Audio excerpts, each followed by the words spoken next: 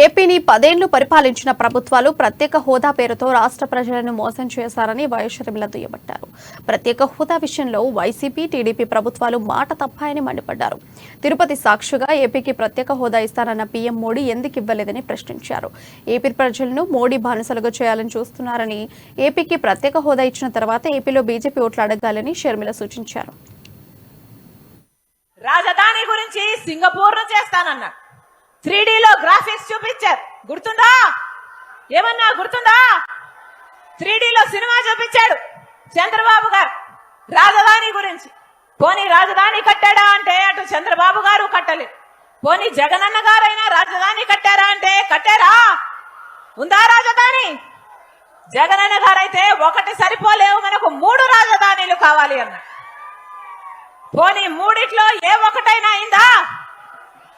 ఏ ఒక్క రాజధాని అయినా ఉందా ఆంధ్ర రాష్ట్రానికి? మనము తలెత్తుకొని ఇది